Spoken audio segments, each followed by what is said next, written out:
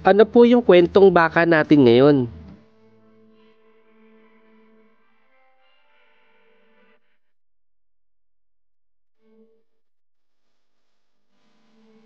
Isang tanong tungkol sa baka ang gusto niyo sigurong malaman. Ilang buwan po ba bago ulit maglandi ang baka? After manganak ng baka mo, ilang buwan bago siya uli maglandi?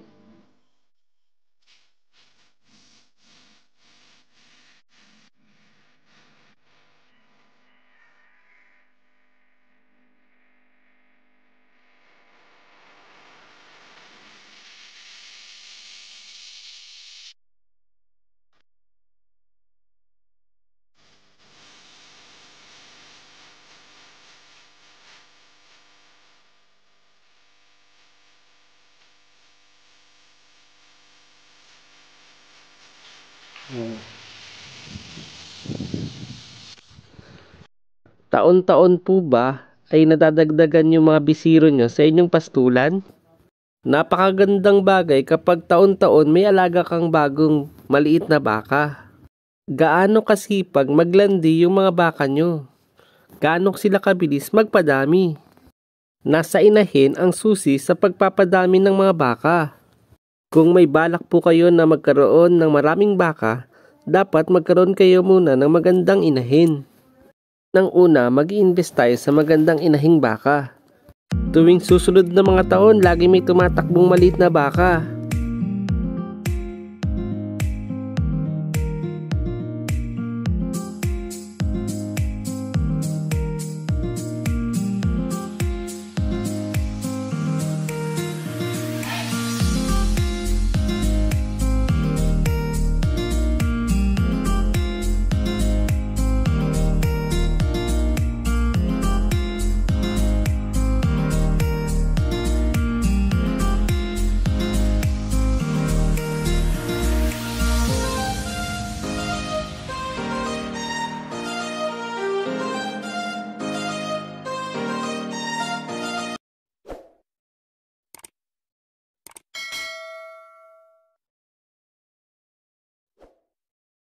May mga baka po na mabilis maglandi. 2 to 3 months pa lang po yung batang guya o yung anak niyang baka. Kahit hindi pa po walay, pwede na pong sundan uli. Makikita yung anak ni Putol na dumidede pa.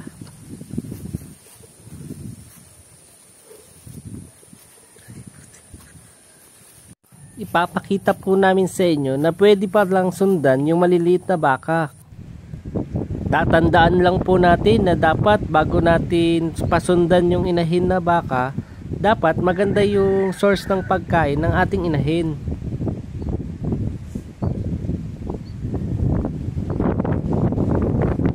Kung walang makain, pahihirapan lang natin yung ating inahin. Pwede kasing mahirapan ng sobra yung mga inahin na baka sa gagawin natin. Tatandaan po natin na nagpapadede pa yung inahin. Tapos, bubuntisin pa uli natin. Napakatinding stress yung pagdadaanan ng inahing baka kapag ganun ang gagawin natin. Kaya, kinakailangan sagana yung panahon na yon bago mo sila pabuntisin. Makikita rin naman na kapag maganda yung katawan ng inahin natin, madali lang silang maglandi. Sa tagpong ito, kahit maliit pa yung baka, naglalandi na yung nanay niya. Agad-agad kinailangan ng lalaking baka. Kapag napansin natin na sobrang ingay ng inahin na baka, naglalandi rin yun. Sa oras na yan, sobrang ingay ng inahin na baka at hindi siya mapakali. In-hit o naghahanap ng lalaking baka yung aming inahin. Dumating pa sa punto na sasakyan ng inahin na baka yung maliit na baka namin.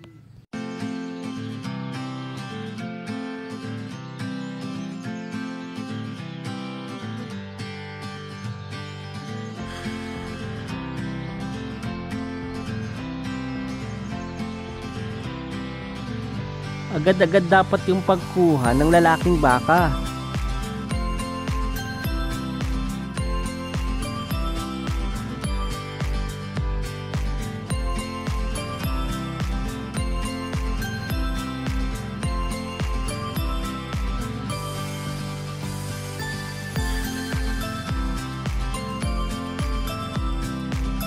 Kaya tatandaan natin, 2 to 3 months, pwede nang pasampahan or pwede nang mag-inheat yung ating inahin.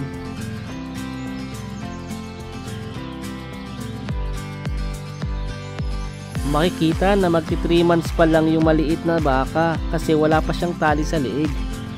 Sa ganyang senaryo, pwede na siyang sundan. Kahit yung nanay niya ay magbuntis uli, okay lang kasi mataba at maganda yung katawan ng nanay niya.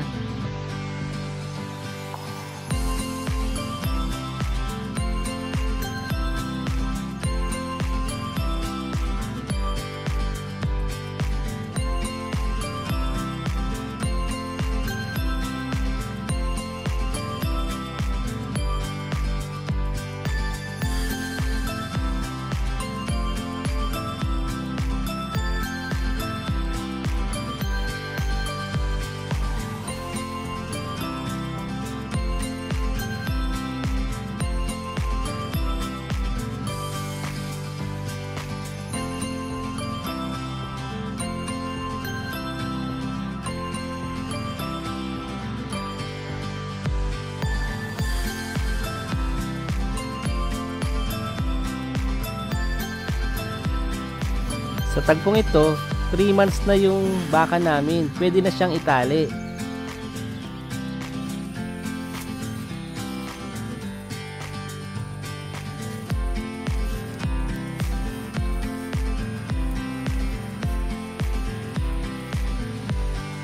Teka tayo.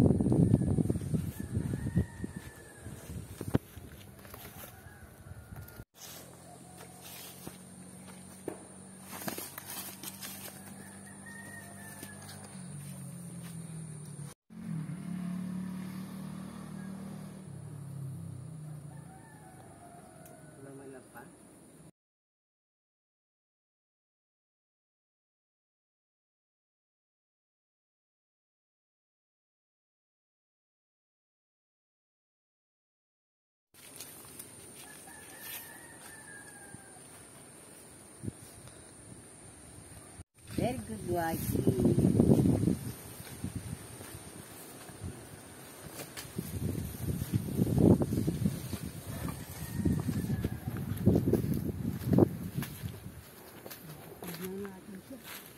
Kasabay ng pagbubuntis ng mama ni Puti, kailangan na rin niyang matutong itali.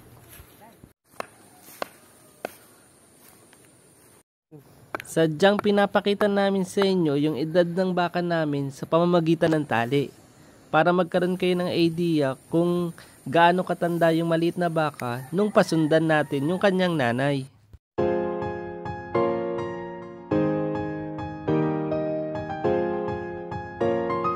Dumating pa yung isang event kung saan nagbabago na yung panahon. Yung dami din ng pagkain, naapektuhan na din. Sa video ito, makikita nating malaking-malaki na yung tiyan ng nanay na baka.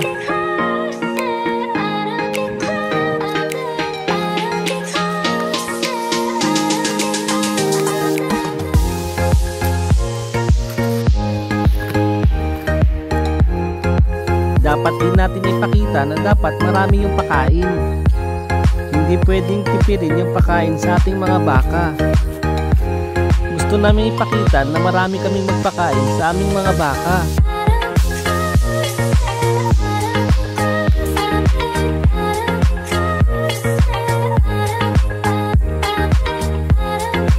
Saan ibabagsak yun?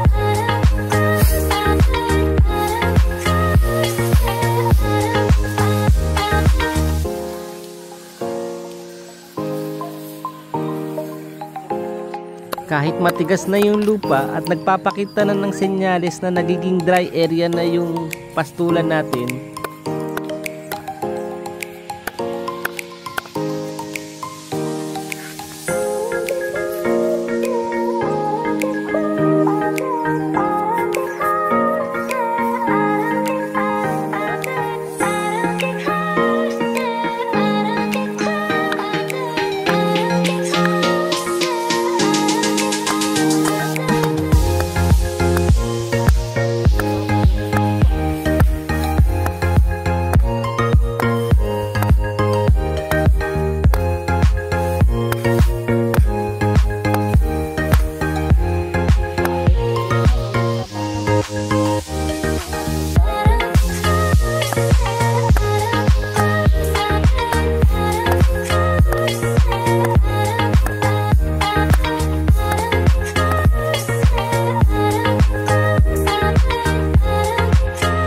sinasabi namin sa inyo na magkaroon kayo ng sistema. Gray. Puti, gray. Ang sikreto para maging maganda yung mga tanim nating damo yung fertilizer. Kukuha tayo ng fertilizer galing sa mga kambing at sa baka. Ilalagay natin ito sa ating mga damo.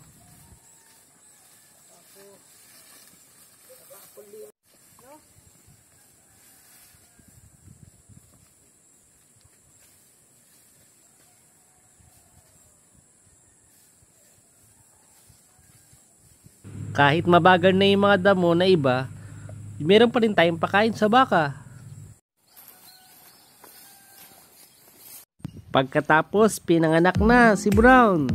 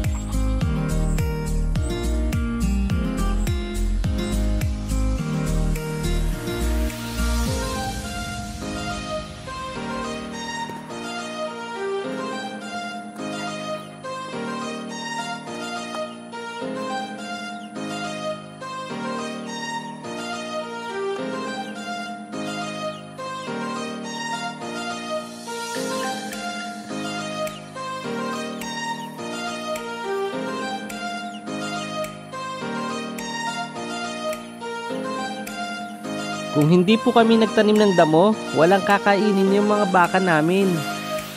Super dry yung lugar, pero may nakakain pa naman yung mga baka namin.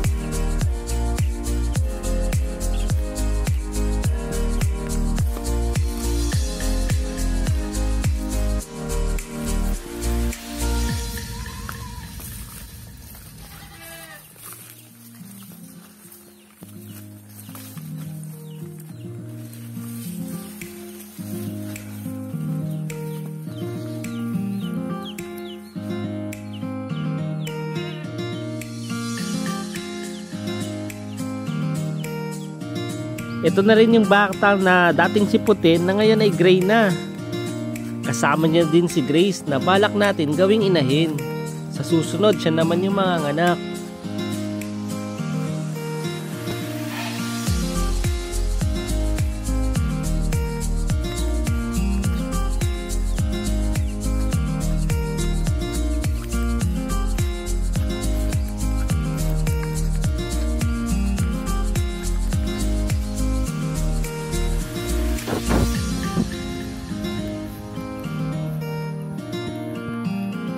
dapat magkaroon din kayo ng maraming tatamnan. Dapat meron din kayong dedicated na bukid kung saan tatamnan lang yon ng pagkain ng baka.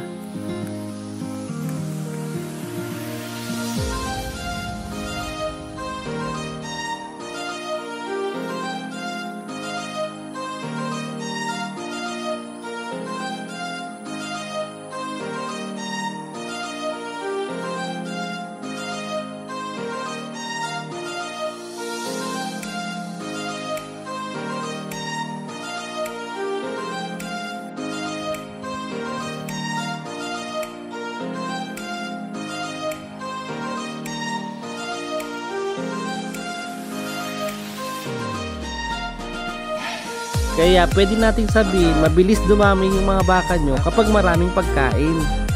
Makikita magkasama yung magkapatid.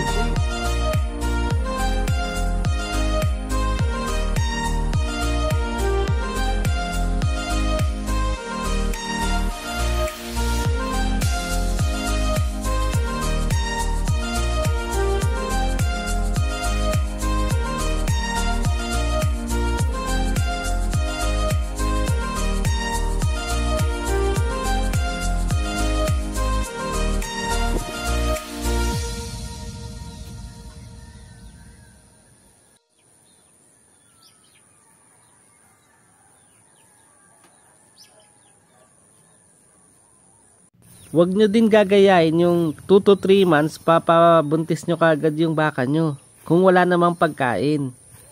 May mga pangyayari sa ibang bakahan na kapag walang pagkain yung inahin na baka, nagkakasakit yung inahin. Ganon din yung anak sa tiyan. Nagagawa namin yung ganitong sistema kasi ginawan natin ang paraan. Pinaganda natin yung pastulan namin.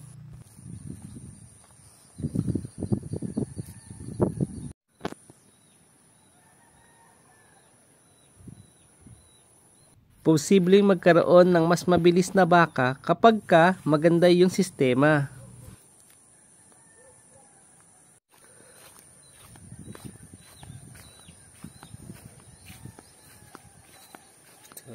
Ano yung magiging conclusion natin? Masasabi ba natin na madali lang yung ginagawang 2 to 3 months papabuntis natin kagad yung baka? Gagawin po natin na ayusin muna natin yung sistema ng ating pastulan. Para 2 to 3 months, pwedeng manganak yung mga inahing baka natin. Pero kung pipilitin natin na mabuntis yung mga baka tapos wala namang pakain, magiging disaster din iyon.